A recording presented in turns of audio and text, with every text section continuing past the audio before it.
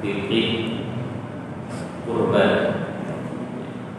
Namun yang sebenarnya adalah fikih udhiyah. Karena kata-kata kurban sendiri kalau kita mencari di dalam buku-buku fikih, kita tidak akan menemukan itu kurban. Yang ada adalah udhiyah. Namun mengapa di kita yang masyarakat Indonesia disebut dengan kurban? Kurban dari kata-kata qarib. Qarib artinya dekat. Jadi seseorang yang melakukan udhiyah, dia berusaha dengan udhiyah itu dia bisa mendekatkan diri kepada Allah Subhanahu wa taala. Makanya disebut dengan kurban. Kurban dari kata-kata qarib, ya artinya dekat. Namun secara fikih yang lebih tepat adalah disebut dengan fikih udhiyah. Nah, apa pengertian udhiyah secara lughatan atau secara etimologi atau secara bahasa? Udhiyah adalah nama dari hewan yang akan dikurbankan. Jadi kalau secara bahasa kita motong ayam bisa juga disebut dengan udhiyah secara bahasa. Motong bebek bisa juga disebut dengan udhiyah. Ya, kalau secara bahasa betul, ya, karena dia nama daripada hewan yang akan dikurbankan. Tetapi secara istilah atau secara terminologis, udhiyah itu adalah menyembelih hewan ternak atau yang disebut dengan al-an'am. Apa saja itu? Yaitu unta, sapi, kambing, ya, domba. Kapan? Pada hari-hari Idul Adha. Niatnya apa? Niatnya taqarruban ilallahi ta'ala. Niatnya mendekatkan diri kepada Allah Subhanahu wa ta'ala. Jadi kalau yang disembelih bukan 3 jenis hewan tadi, ya, unta, sapi, kerbau, kambing, domba, bukan itu yang disembelih, maka bukan udhiyah namanya. Walaupun mungkin lebih besar. Saya mau nyembelihnya gajah, kan dagingnya lebih banyak. Tidak sah. Kenapa? Karena itu tidak ditentukan oleh syariat. Karena apa yang sesuai dengan syariat itu kadang-kadang belum tentu juga yang lebih besar. Misalnya orang sholat subuh 2 rakaat, kalau 3 rakaat malah nggak jadi dapat pahala. Kenapa? Karena sudah berlawanan dengan syariat. Begitu juga kurban. Walaupun dia korbannya 1000 ekor ayam, tidak diterima. Kenapa? Karena tidak sesuai dengan syariat. Man amila amalan laisa alaihi amruna fahuwa radd. Barang siapa yang melakukan satu amalan tidak ada petunjuknya dari kami, ya, tidak sesuai dengan SOP kami, fahuwa radd, dia ditolak. Kemudian disembelihnya pada hari Idul Adha. Saya mau nyembelihnya sekarang aja deh, karena nanti kalau mau dekat hari Idul Adha kambingnya itu mahal. Kalau saya belinya sekarang murah, atau saya nanti belinya setelah hari tasyrik selesai baru saya mau potong, itu juga tidak sah. Jadi karena ibadah itu punya waktu, ya, ketika lewat waktunya maka dia tidak diterima. Sama seperti orang ingin melaksanakan ibadah haji, nggak bisa. Ibadah haji itu kapan saja nggak bisa. Seperti umroh bisa kapan saja. Ibadah haji tidak bisa kapan saja, sudah ada waktunya. Karena orang, wah, ini kalau haji setahun sekali penuh, antri. Ya. Bagaimana kalau hajinya bisa tiap bulan? Ini kan nggak ngantri jadi. Ya nggak bisa. Ya, nggak bisa karena memang sudah ditentukan waktunya. Jadi, ciri ibadah itu waktunya sudah ditentukan. Puasa Ramadan waktunya ditentukan. Sholat waktunya ditentukan. Ketika waktunya sudah expired, tidak diterima. Kemudian niatnya apa? Niatnya mendekatkan diri kepada Allah. Ya, ada orang misalnya motong kerbau, tapi niatnya apa? Buat tumbal. Ya, kepalanya ditanam buat menguatkan bangunan. Ini tidak diterima oleh Allah Subhanahu Wa Taala. Allah berfirman, "La yanalallaha luhumuha wala dima'uha, walakin yanaluhu taqwa minkum." Allah sekali-kali tidak menerima dagingnya, darahnya, tapi yang Allah terima adalah ketakwaannya. Dulu masyarakat Mesir, ya masyarakat Mesir itu ketika sungai Nil kering, mereka mengorbankanlah putri-putri cantik di Mesir supaya sungai Nil itu mengalir kembali. Nah, di zaman Umar bin Khattab radhiyallahu anhu, kebiasaan-kebiasaan itu dihilangkan oleh Umar. Ketika sungai Nil kering, Umar mengirim surat cinta kepada sungai Nil. Dia kirimkan surat itu kepada Amr bin As, gubernur Mesir ketika itu. Apa katanya? Kepada Nil di Mesir.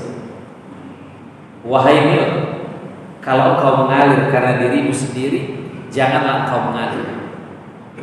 Tetapi kalau engkau mengalir karena Allah yang mengalirkanmu, ya, karena Allah yang mengalirkanmu, maka mengalirlah. Disuruh surat itu dilempar. Wahai Amr bin As, lempar surat ini kepada sungai Nil. Tidak berapa lama kemudian sungai Nil mengalir. Ya, disuratin oleh Umar bin Khattab radhiyallahu anhu. Jadi niatnya apa? Niatnya mendekatkan diri kepada Allah. Bukan kurban, oh saya gak enak, saya kan Pak RW, gak enak kalau saya gak kurban. Saya Pak RT, gak enak kalau saya gak kurban. Saya tokoh masyarakat, gak enak kalau saya gak kurban. Saya caleg, kalau saya gak kurban gak enak. Ya. Nah, jadi niatnya apa? Niatnya karena Allah Subhanahu wa Ta'ala. Nah, apa dalil syar'inya? Dalil syar'inya dalam surat Al-Kautsar ayat 2. Fasholli li rabbika wanhar, dan salatlah karena Tuhanmu dan berkurbanlah. Kenapa? Karena Allah telah memberikan kepadamu nikmat yang banyak. Inna a'tainakal kautsar. Sungguhnya kami telah memberikan kepadamu nikmat yang banyak.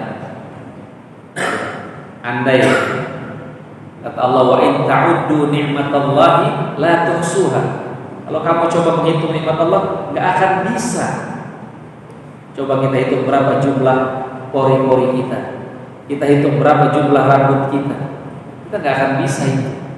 Nah, salah satu nikmat Allah juga apa? Kambing itu juga nikmat Allah. Coba kita hitung bulunya, enggak bisa. Nah, makanya salah satu bentuk syukur, karena kita nggak bisa menghitung nikmat Allah. Salah satu bentuk syukurnya apa? Salat. Makanya as-salatu syukur. Salat itu adalah bentuk rasa syukur kita kepada Allah Subhanahu wa Ta'ala. Berkurban itu juga bentuk rasa syukur kita kepada Allah Subhanahu wa Ta'ala.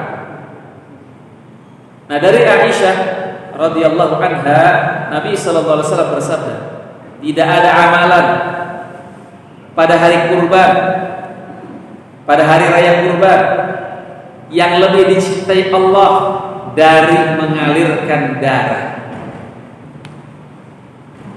Ustaz, yang korban udah banyak. Oh, yang korban sudah banyak. Saya ingin amalannya yang lain saja. Tidak.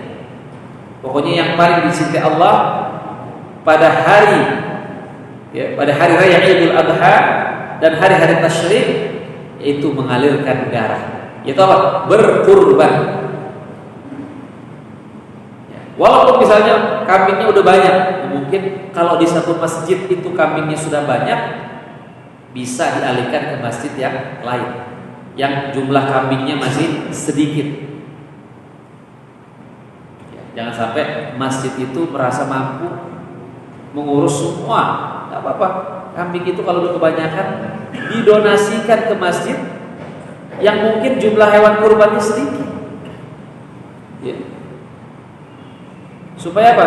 Ya supaya ada pemerataan. Ya, kadang satu masjid banyak berlimpah, tapi satu masjid kambingnya cuma sedikit. Itu perlu dibantu. Ya. Kambingnya sedikit, warganya banyak. Pusing panitianya. Di satu tempat lagi kambingnya banyak, warganya sedikit. Nah, sesungguhnya hewan-hewan kurban itu datang pada hari kiamat dengan tanduk-tanduknya, kuku-kukunya, dan bulu-bulunya. Ya mungkin orang ini berdasarkan dalil ini, mereka mengatakan bahwa nanti kita akan menunggangi hewan kurban yang kita potong. Saya belum mendapatkan hadis, tapi yang ada nanti hewan-hewan kurban itu datang dengan tanduknya, dengan kukunya, dengan bulu-bulunya. Dan sesungguhnya darah itu sudah pada suatu tempat di sisi Allah. Ya, sebelum hewan itu jatuh ke tanah. Jadi sebelum hewan itu dipotong, darahnya sudah sampai di sisi Allah Subhanahu wa taala. Niatnya sudah sampai sebelum hewan itu jatuh ke tanah. Maka bersihkanlah jiwamu dengan berkurban.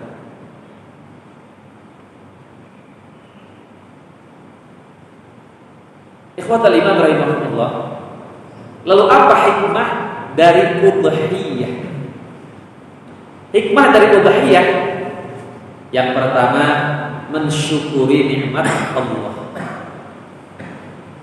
Syukur artinya membuka. Orang yang bersyukur, orang yang membuka nikmat Allah, sehingga nikmat yang dia rasakan tidak dia rasakan sendiri, orang lain ikut merasakannya. Itu namanya bersyukur. Makanya wa amma bi ni'mati rabbika fahaddits. Dan nikmat Tuhanmu bincangkanlah. Apa sih maksudnya membincangkan nikmat Allah itu? Maksudnya apa? Orang lain merasakan nikmat kita, sehingga nikmat kita itu sepertinya berbicara. Jadi tahadus bin nikmat itu bukan pamer nikmat. Ya, mobil baru difoto, diupload. Ya, rumah baru diupload, difoto lagi, ya kan? Semuanya dipamerkan. Itu bukan tahadus bin nikmat. Tahadus bin nikmat itu orang lain merasakan kalau kita dapat nikmat. Bukan hanya kalau pas kita lagi susah. Kalau lagi susah aja datang. Kalau lagi banyak duit lupa. Nah itu namanya bukan tahadus bin ni'mah, itu namanya tahadus bil musibah. Ya. Siapa yang dimuliakan Allah Subhanahu wa taala, maka berkurban salah satu bentuk bersyukur kepada Allah Subhanahu wa taala. Yang selanjutnya, kurban itu membunuh sifat kebinatangan yang ada pada diri kita. Setiap manusia punya sifat-sifat binatang. Ada apa? Sifat kambing. Kambing sifatnya apa, Pak? Kambing sifatnya liar. Liar, syahwatnya tidak terkendali, tidak boleh melihat lawan jenis, main tabrak aja. Nah maka dengan berkurban kita bunuh itu syahwat yang liar kita. Kita menjadi lebih menentukan pandangan, kita jadi lebih mengendalikan syahwat kita. Kita bunuh dengan berkurban. Mungkin ada sifat apa? Sifat singa. di dalam diri kita. Apa sifat singa? Selalu ingin berkuasa. Ya. Dari dulu Raja Hutan tetap singa, gak pernah gantian. Nah, kita butuh sifat-sifat kebinatangan itu yang ada pada diri kita. Mungkin ada sifat tikus dalam diri kita. Tikus apa sifatnya? Rakus. Ya, apa saja dimakan. Gak peduli itu halal haram, gak peduli itu punya orang. Bunuh sifat tikus itu ketika kita berkurban. Ya. Jadi bukan hanya sekedar memotong. Kita hayati cara sapi apa nih sifat kebinatangan yang ada pada diri saya. Maka buanglah itu ketika berkurban. Yang selanjutnya menggugurkan dosa. Makanya salah satu sunnah dalam berkurban adalah melihat hewan yang akan dipotong. Bagi pekurban, lihat hewan yang akan dipotong. Nah, karena setiap darah yang mengalir itu dosa-dosa kita diampuni oleh Allah Subhanahu wa taala. Maka ketika Aisyah berkurban, apa kata Nabi? Wahai Aisyah, berdirilah dan saksikanlah, ya, saksikanlah hewan kurban yang akan kau potong itu, saksikan. Karena setiap darah yang mengalir dosa-dosa pun diampuni oleh Allah Subhanahu wa taala. Yang selanjutnya menghidupkan sunnah Ibrahim alaihissalam. Kita ini kan ngikutin sunnah Nabi Ibrahim. Wattabi'u millata Ibrahim hanifan. Ya. Ikuti agama Nabi Ibrahim. Salah satunya apa? Salah satunya misalnya ya haji, khitan, itu juga mengikuti agama Nabi Ibrahim alaihissalam. Ikhtadana Ibrahim wa huwa ibnu 80 sanah bil qaddud. Nabi Ibrahim dikhitan ketika umur 80 tahun. Dengan apa? Dengan kampak. Ya mungkin 80 tahunnya Nabi Ibrahim masih muda ya, karena usianya panjang. Jamaah yang dimuliakan Allah Subhanahu wa taala, kemudian tadi ya, mendekatkan diri kepada Allah Subhanahu wa taala. Apa hukum pelaksanaan hukum kurban itu apa? Menurut Abu Hanifah, ya, atau menurut Hanafiyah, hukum kurban itu wajib.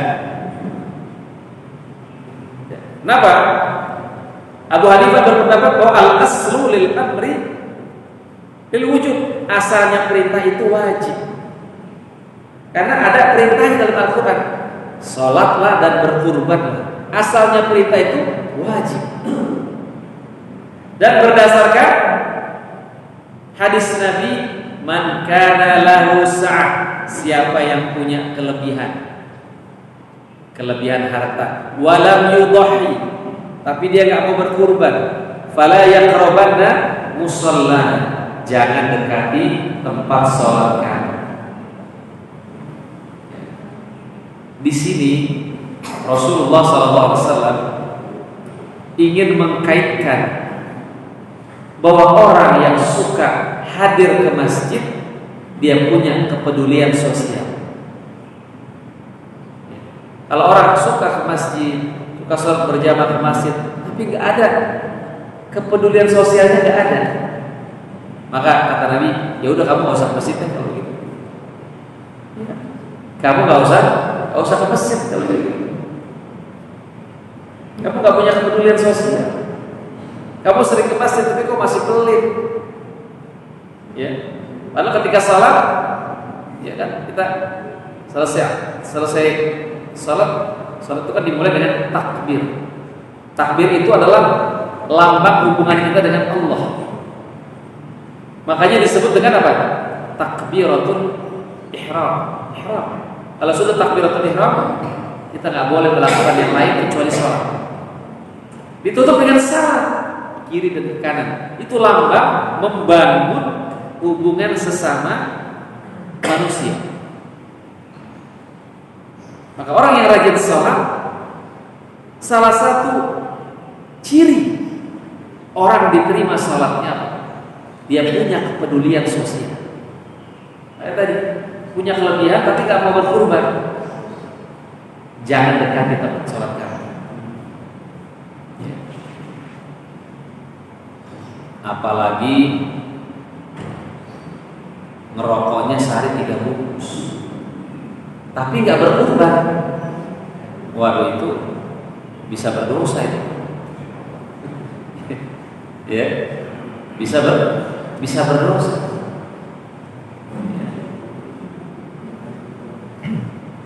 Makanya ada satu ungkapan, poligami banyak yang tidak mampu tapi mau. Kurban banyak yang mampu tapi gak mau. Bapak-bapak mau nikah lagi? Oh, mau, semangat bapak. Walaupun gak mampu. Ya, yang penting mau dulu Pak ya. Yang penting mau dulu. Walaupun gak berani Pak ya. Ya. Kata bapak-bapak, bukan saya gak berani Ustaz, istri saya lebih berani. Ya. Nah, jamaah yang dimuliakan Allah Subhanahu wa taala. Tapi kurban tadi banyak yang mampu tapi gak mampu. Kenapa ente gak korban?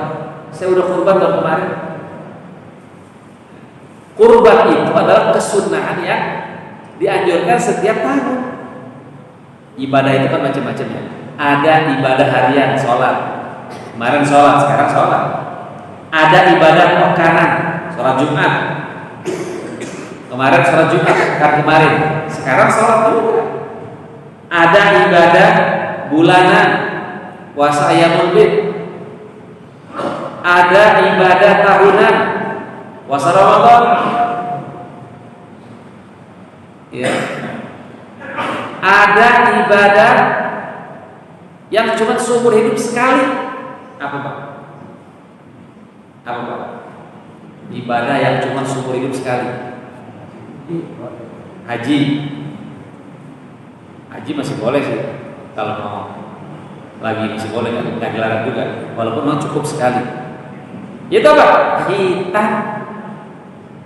Disunat cukup seumur hidup sekali. Gak perlu tiap tahun. Ya gak perlu tiap tahun, gak perlu. Cukup seumur hidup sekali saja. Ya. Nah, jadi kurban itu gak cukup. Kesunahannya setiap tahun. Ada kelebihan ya setiap tahun. Nah, menurut fuqaha lainnya, hukum kurban itu sunnah muakkadah, sunnah yang mendekati wajib. Nah, menurut Syafi'iyah, kurban itu hukumnya sunnah kifayah. Sunnah kifayah itu bagaimana? Kalau dalam satu keluarga, satu rumah, ada yang sudah berkorban, maka yang lainnya dapat pahala. Maka sebenarnya cukup suami beli hewan kurban satu, maka seluruh anggota keluarga itu dapat pahala. Nggak perlu tahun ini atas nama ayah. Kata ibunya atas nama ayah mulu. Saya mau dong, tapi duitnya pakai duit suami. Ya. Nah, jadi sebenarnya cukup suaminya yang berkorban, maka seluruh anggota keluarga itu dapat pahala. Tapi saya maunya istri juga mau, istri punya penghasilan juga. Boleh nggak dia mau kurban? Boleh, silakan. Ya, tapi uangnya tetap dari satu orang. Nggak boleh uangnya patungan, nggak boleh. Makanya kalau kambing patungan di sekolah-sekolah itu bukan kurban. Itu latihan kurban. Ya, bukan kurban itu. Satu kelas satu kambing patungan. Harganya 100.000. Itu namanya bukan kurban. Tapi positif juga buat latihan apa. Ya. Tapi kalau buat bapak-bapak nggak boleh. Ya, buat anak-anak SD dia mau berlatih silakan. sebagai bentuk tarbiyah. Nah, sunnah kifayah ini berdasarkan hadis dari Mihnah bin Sulaim. Kami wukuf bersama Nabi sallallahu alaihi wasallam. Kemudian aku mendengar beliau berkata, setiap anggota keluarga berkurban setiap tahunnya. Tadi ya, setiap tahun. Hadis riwayat Tirmidzi. Kalau punya kelebihan ya setiap tahun. Jangan setahun. Jangan cukup seumur hidup sekali. Ya. Karena ada di satu tempat yang jumlah pekurban itu setiap tahun berkurang. Kenapa? Karena dia mengira cukup sekali. Ya, kalau kamu nggak kurban lagi, saya sudah. Nah, ini yang salah ya. Kemudian syarat dan waktu udhiyah. Udhiyah dituntut bagi orang yang mampu. Menurut Hanafiyah. Apa sih ukuran mampu itu apa?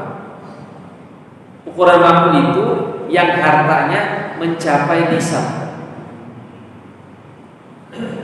Ya, nisab umumnya yaitu ketika kekayaan seseorang mencapai 85 gram emas. Yang selanjutnya, yang mampu adalah yang dapat membelinya walaupun dengan berhutang. Misalnya, Bapak ketika hari raya kurban datang, Bapak gak punya uang, tapi akan dapat uangnya bulan depan. Cuma tanggalnya gak pasti. Boleh kita berhutang, ya, boleh kita berhutang. Ajaran yang dilakukan Allah Subhanahu wa taala. Menurut Imam Syafi'i, menurut mazhab Syafi'iyah, ya, yang mampu itu adalah yang memiliki kelebihan harta setelah membeli hewan kurban. Setelah dia kurban, dia masih punya kelebihan harta, enggak minus. Ya, tapi insya Allah orang yang berkurban tidak minus hartanya. Mana kosong? Shadaqatu min mali. Sedekah tidak mengurangi harta, tapi bertambah dan bertambah. Nah, syarat sah udhiyah. Yang pertama, hewan itu harus salamatun minal amrad, salamatun minal uyub, selamat dari cacat. Hewannya nggak cacat. Nabi bersabda, 4 jenis hewan kurban yang tidak boleh dikurbankan. Yang pertama, yang buta dan jelas butanya, sakit dan jelas sakitnya, pincang dan jelas pincangnya, dan yang sangat kurus, ya, sangat kurus boleh juga. Murah semua tapi kurus, nggak ada dagingnya. Nah, ini tidak dibolehkan. Berikan yang terbaik untuk Allah Subhanahu wa taala. Lan tanalul birra hatta tunfiqu mimma tuhibbun. Kamu tidak mencapai kebaikan sampai kamu menginfakkan apa yang kamu suka. Albir artinya juga kamu tidak mencapai surga, ya, sampai kamu menginfakkan apa yang kamu cintai, apa yang kita suka. Jangan dikasih orang yang kita udah gak suka. Kita aja gak mau kasih orang, ya. Nah, waktunya menurut mayoritas ulama, menurut jumhur, ya, waktunya 3 hari. Hari Idul Adha dan 2 hari setelahnya. Berarti tanggal 10, 11, 12 menurut jumhur. Berarti 13 sudah gak boleh. Berdasarkan riwayat dari Umar, Ali dan Ibnu Abbas, mereka berkata hari kurban itu 3 hari. Yang paling utama adalah hari yang pertama. Ya, biasanya mungkin karena biasanya kalau udah hari tasyrik harga kambingnya sudah turun. Ada yang cari mungkin karena dia mungkin anggarannya minim, dia cari pada hari tasyrik. Nah, cuman kalau hari tasyrik ya yang repot motongnya itu harus sendiri, tidak bisa. Biasanya panitia udah tidak melayani. Nah, menurut Syafi'iyah hari raya kurban itu 4 hari. Ya, 4 hari. Yaitu hari raya Idul Adha dan 3 hari tasyrik. Tanggal 11, 12, 13. Pas tanggal 13 itu sebelum maghrib. Karena ketika maghrib sudah masuk tanggal 14. Berdasarkan hadis riwayat Ahmad dan Ibnu Hibban, seluruh hari-hari tasyrik adalah waktu untuk berkurban. Nah, waktu berkurban dimulai dari terbitnya fajar sampai terbenamnya matahari pada hari ketiga, dan dimakruhkan berkurban pada malam hari. Nah, kalau pada hari pertama harus setelah sholat.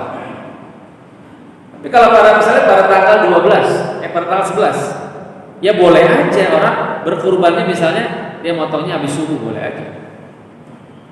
Nggak masalah kalau pas tanggal 11 ya. Tapi kalau tanggal 10-nya dia harus setelah sholat Idul Adha. Hanafiyah mengatakan tidak boleh melaksanakan kurban kecuali setelah sholat Idul Adha. Berdasarkan hadis Anas yang diriwayatkan oleh Bukhari, barang siapa yang berkurban sebelum sholat, maka hendaklah ia ulangi. Dan barang siapa yang menyembelih setelah sholat, maka sempurnalah ibadahnya dan telah sesuai dengan sunnah kaum muslimin. Jadi siapa yang motongnya sebelum sholat enggak sah, harus setelah sholat. Ini sepertinya kita ada perbedaan, ya. Ada yang hari Rabu, ada yang hari Kamis. Nah, maka panitia saya menganjurkan ya sembelihnya di hari Kamis saja. Khawatirkan yang titip itu ada yang kurbannya di hari Kamis. Ya, hari raya Idul Adha-nya di hari Kamis. Jadi kalau hari Kamis, yang hari Rabu masuknya hari tasyrik, hari Kamisnya. Jamaah yang dimuliakan Allah Subhanahu wa taala. Kemudian menurut Malikiyah juga, orang yang menyembelih kurban harus muslim. Tidak boleh orang kafir yang motong itu.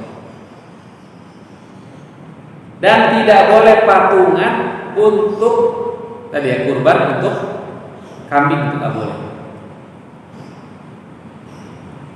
Dan boleh patungan itu untuk sapi dan onta boleh.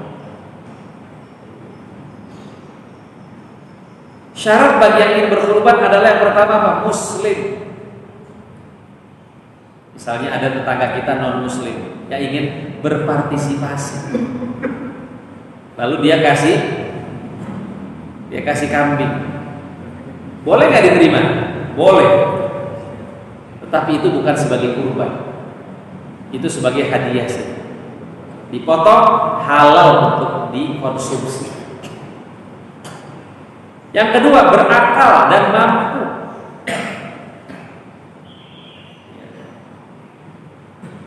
Maka dari kalau anak kecil dia latihan saja. Maka menurut Syafi'iyah dan Hanabilah, anak kecil tidak usah berkurban. Sedangkan Malikiyah mensunnahkan sebagai bentuk apa? Bentuk tadriban, bentuk latihan. Ya, anak kecil kan belum wajib sholat, tapi kan sama Nabi disuruh sholat dulu. Perintahkan kamu sholat umur 7 tahun, umur 10 kamu sholat pukul sebagai bentuk tarbiyah. Anak kecil belum wajib puasa, tapi diajarkan kita mentarbiyah mereka. Gak apa-apa puasanya sampai zuhur dulu. Kemudian niat disyaratkan, niat. Nah, niat. Karena orang motong macam-macam ya. Niatnya udhiyah. Dan tidak sah tanpa diiringi niat.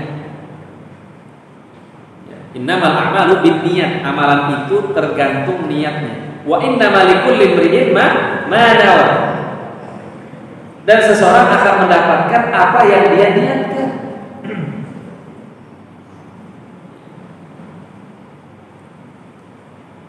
Karena bisa jadi seseorang memotong hewan kurban niatnya hanya untuk makan dagingnya. Jadi kalau taqarrub kepada Allah harus diiringi dengan niat. Makanya kata Nabi apa? Niyatul mukmin khairum min amalih. Niat seorang mukmin lebih baik daripada amal. Karena ya kata Ibnu Mas'ud, rubba amalin saghirin tukabbiru niyah. Berapa banyak amalan yang kecil dibesarkan oleh niat. Wa rubba amalin kabirin tusaghiru niyah. Dan berapa banyak amalan yang besar dikecilkan oleh niatnya karena salah niat. Nah, kemudian jenis dan sifat hewan kurban tadi ya, tidak boleh cacat, cukup umur. Untuk biri-biri, kibas atau domba, umurnya 1 tahun atau mendekati, misalnya 11 bulan. Ya. Kambing 1 tahun masuk tahun kedua. Unta 4 tahun masuk tahun kelima. Sapi 2 tahun masuk tahun ketiga. Kemudian yang selanjutnya, jenis hewan yang afdal itu yang seperti apa? Yang afdal adalah domba yang bertanduk. Cari afdal mana, kambing atau domba? Domba. Cari yang bertanduk besar, putih bercampur hitam di sekeliling mata dan kakinya. Itu kalau mau cari yang sunnah. Ya, nggak tahu harganya berapa.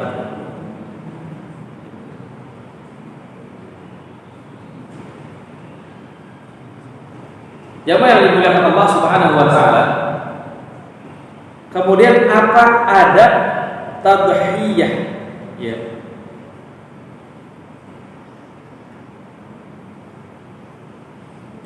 Adab tadhiyah yang pertama adalah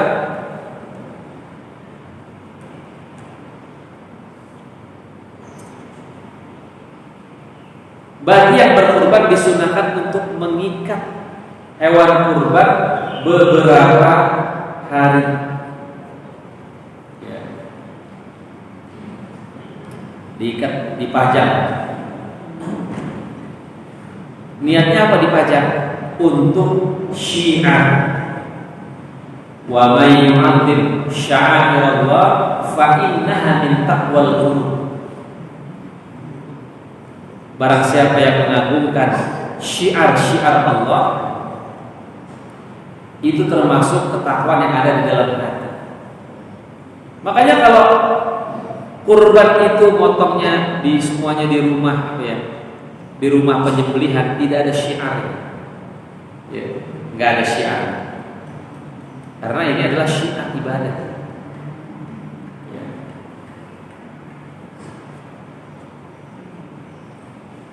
Kemudian yang selanjutnya, membawa hewan kurban ke tempat penyembelihan dengan lembut, jangan ditarik.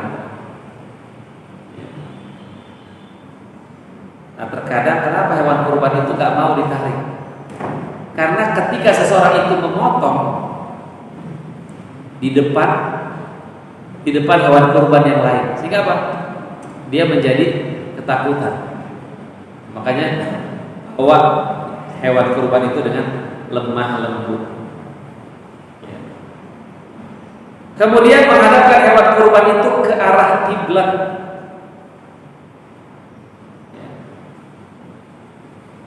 Maka bagi panitia juga perhatikan tempat pemotongan ini bagaimana bisa ke arah kiblat.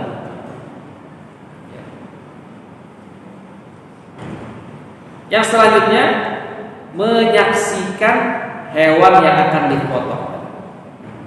Ustaz, saya ikut tebar kurban. Kalau tebar kurban kan saya nggak bisa langsung menyaksikan. Nah, biasanya nanti dari panitia itu suka mengirimkan fotonya atau videonya. Anda pun kalau memang nggak diberikan juga, insya Allah nggak apa-apa juga. Itu hanya sunnah saja, ya sunnah. Kemudian berdoa, Allahumma minka walaka salati wa nusuki wa mahyaya wa mamati lillahi rabbil alamin.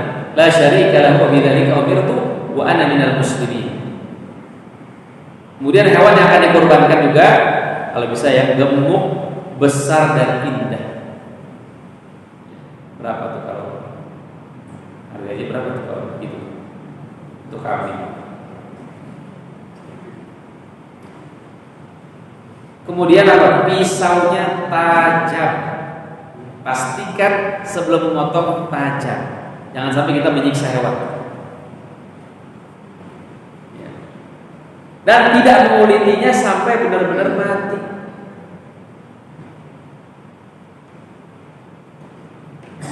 Nah, kemudian bagi yang ingin berkurban,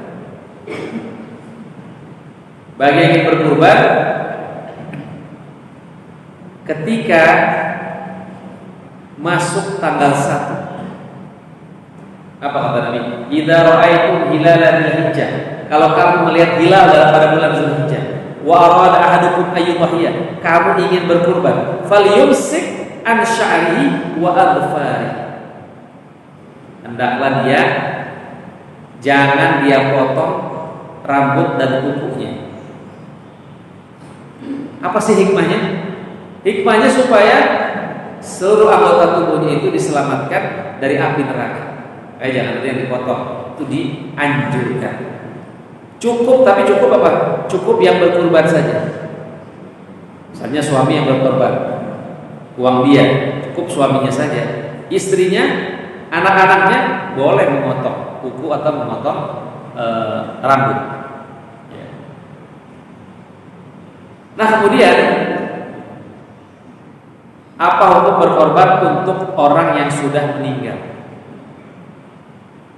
Hanafiyah dan Hanabilah dibolehkan berkorban untuk orang yang meninggal. Mereka mengkiaskan bersedekah untuk orang yang meninggal. Ada seorang sahabat bertanya kepada Rasulullah, ya Rasulullah, ibuku meninggal. Kalau saya bersedekah atas namanya dapat nggak? Ibu saya pahala dapat. Yang kedua, Syafi'iyah tidak boleh berkorban untuk orang yang meninggal kecuali ada wasiat dan almarhum. Ini menurut Syafi'iyah. Kemudian distribusi hewan kurban disunahkan untuk membagi hewan kurban menjadi 3 bagian. Sepertiga dimakan, sepertiga disimpan, dan sepertiga disedekahkan. Berdasarkan hadis Nabi, makan, simpan, dan sodakohkan. Arti disimpan, boleh daging kurban diawetkan dan didistribusikan ke tempat-tempat yang membutuhkan. Makanya apa? Ada hewan kurban itu yang dijadikan abon, ada yang dijadikan kornet, sehingga dia bisa bertahan lama dan bisa dibagikan, ya, bisa dibagikan sepanjang tahun. Apalagi di satu tempat itu yang berkurbannya banyak. Kalau dibagikan langsung mungkin khawatirnya tidak tepat sasaran, maka ada yang diawetkan supaya pembagian itu bisa merata, tidak tergesa-gesa. Makanya mereka olah lagi itu hewan kurbannya. Nah, kemudian untuk tukang potong dari Ali bin Abi Thalib radhiyallahu anhu, Nabi SAW memerintahkan untuk mengurusi hewan kurban dan mensedekahkan dagingnya, kulitnya, dan tidak memberi kepada penjagal sedikit pun bagian darinya. Tetapi kami memberikannya dari kami sendiri. Ya, jadi tukang jagal tuh nggak boleh tuh. Ya, ini kepala buat saya, paha buat saya. Jadi sudah dimonopoli. Sebenarnya tukang potong itu ya udah dapat upah saja. Jangan merasa menguasai, ya, menguasai bagian daripada hewan kurban itu. Dia dikasih aja daripada dia dikasih ongkosnya berapa. Hanafiyah mengatakan kulitnya boleh nggak dijual? Kulitnya boleh dijual, tetapi hasilnya disedekahkan. Bagi yang tidak mampu berkurban, ya, orang yang tidak mampu berkurban, maka tetap mendapatkan pahala berkurban. Karena Nabi SAW pernah berkurban dengan 2 kambing. Kemudian dia berkata, ini untukku dan ini untuk umatku yang belum berkurban. Yang dibilang Allah Subhanahu Wa Taala, begitu yang bisa saya sampaikan. Kalau ada yang mau ditanyakan, dipersilakan.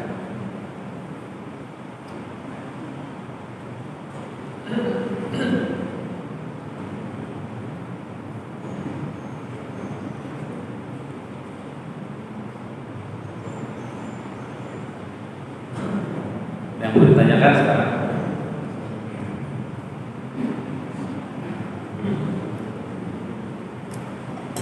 Assalamualaikum warahmatullahi wabarakatuh. Assalamualaikum. Gimana niat kita berkorban untuk amal dosa? Gimana pastinya kita? Terima kasih. Assalamualaikum warahmatullahi wabarakatuh.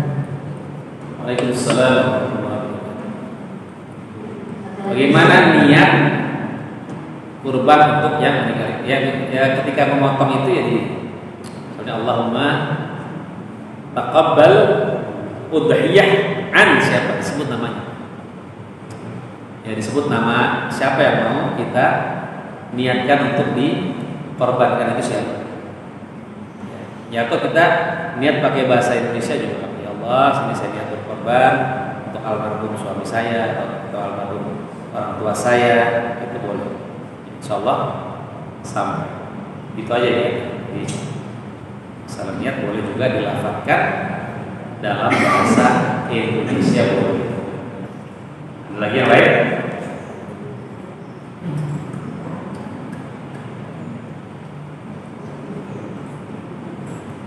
Lagi Ustaz. Ya. Ini ada pertanyaan. Kalau kerbau bisa tidak dikurbankan, kan tadi disebut sapi, unta, kambing. Kalau kerbau bagaimana Ustaz? Kerbau. Terus ini lagi Ustaz. Bagaimana kita memang sudah menyiapkan untuk berkorban untuk Palestina, tapi bentuknya berupa frozen Ustaz. Itu apakah secara kasat mata kan kita tidak melihatnya, tapi kita sudah niatkan bahwa itu untuk berkorban untuk ke Palestina. Itu bagaimana Ustaz? Dan di sini tadi syaratnya harus kita lihat ngomongnya, isinya. Iya. Baik. Bagaimana Ustaz? Kalau sudah diniatkan ke sana, apakah bisa atau tidak bisa? Assalamualaikum warahmatullahi wabarakatuh. Berkurban kerbau boleh, kerbau sama satu jenis dengan sapi, boleh berkurban dengan kerbau. Nah kemudian bagaimana kalau kita tadi ya, kita berkurban melalui lembaga-lembaga, misalnya ada tempat kurban, ada kurban di Palestina, ada berkurban di Afrika. Nah, kita kan nggak bisa menyaksikan, itu hanya sunnah. Insya Allah ibu mendapatkan keutamaan yang lain. Apa? Misalnya berkurban di tempat-tempat yang memang sangat minim, ya. Mungkin di sana orang jarang yang makan daging, ya. Orang yang kesulitan, ya. Itu dibolehkan. Jadi Jadi bukan merupakan syarat sah berkurban. Untuk menyaksikan itu bukan syarat sah untuk berkurban, tapi itu hanya anjuran saja. Atau misalnya kalau dia lihat darah, karena orang kalau lihat darah nggak kuat, bisa pingsan, ya boleh dia nggak ngelihat, nggak apa-apa. Itu adalah hanya anjuran.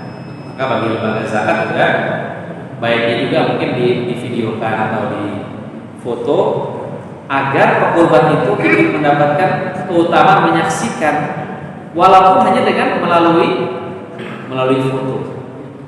Begitu. Lagi yang lain?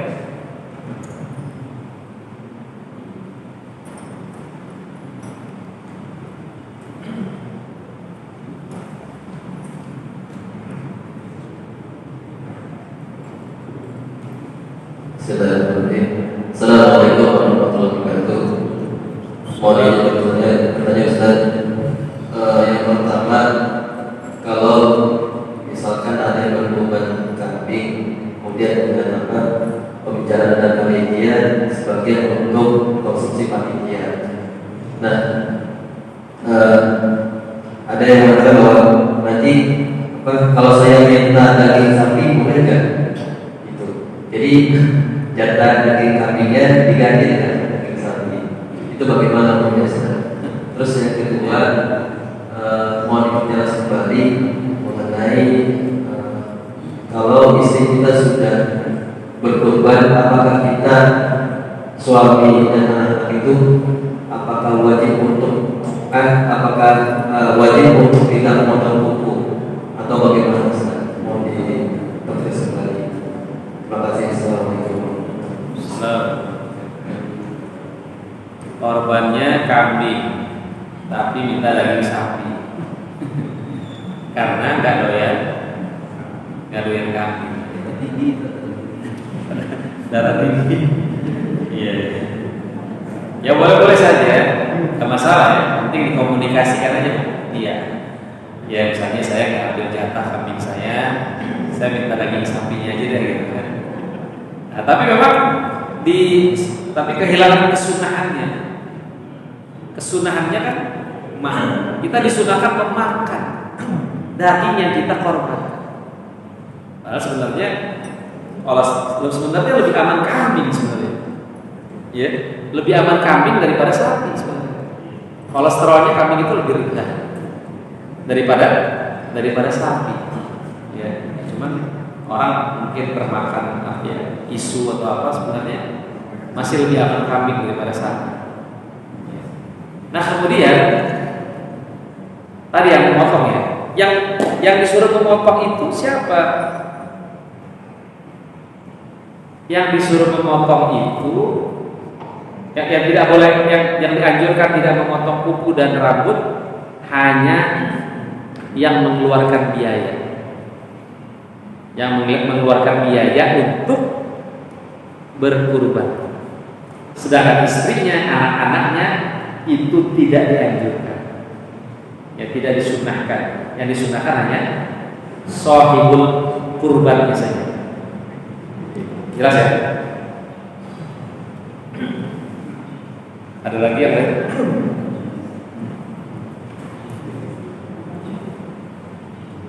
Sudah pada paham ya Pak? Ya insyaallah mudah-mudahan. Ya ada satu lagi Pak, silakan Pak. Assalamualaikum warahmatullahi wabarakatuh. Waalaikumsalam warahmatullahi wabarakatuh. Tapi kalau potong kumis bagaimana? Nggak boleh semuanya Pak dipotong. Kumis, pokoknya bulu semuanya nggak boleh. Baik semuanya bulu, banyak kumis, jenggot, rambut di bulu di ketiak, di kemaluan, tidak. Artinya disunahkan, bukan haram ya. Dianjurkan untuk tidak dipotong sampai selesai pemotongan. Sunnah, ya sunnah. Ada lagi?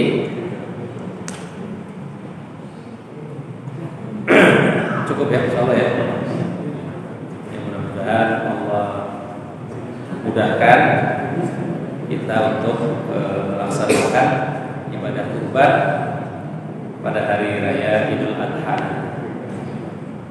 Yang dimuliakan Allah Subhanahu wa taala, sebelum saya tutup,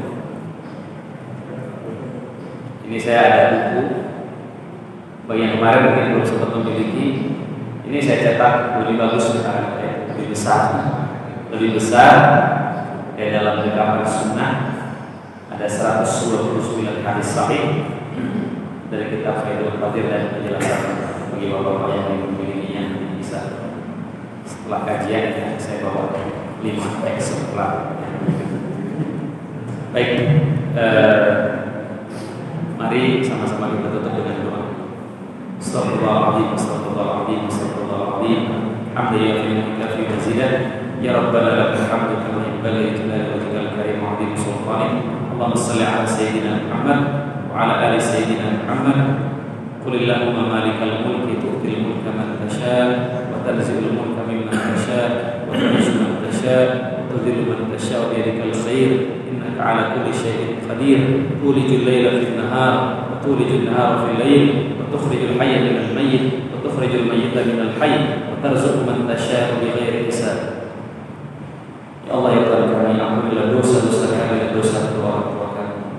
Bagi orang tuanya yang masih hidup, panjangkan umurnya ya Allah, berkahkan usianya ya Allah, sehatkan badannya ya Allah. Bagi orang tuanya yang sudah wafat, ampuni dosa-dosanya ya Allah, terima amal salehnya, jadikan kuburnya Allah dari yang jannah. Ya Allah, ya Tuhan kami, jadikanlah anak-anak kami anak-anak yang saleh dan saleh, anak-anak yang berakhlakul karim. Ya Allah, ya Tuhan kami, jadikanlah keluarga kami keluarga yang sakinah, mawaddah warahmah, berkumpul di dunia dan di surga ya Allah. Ya Allah, ya Tuhan kami, wafatkan kami semua dalam keadaan husnul khatimah.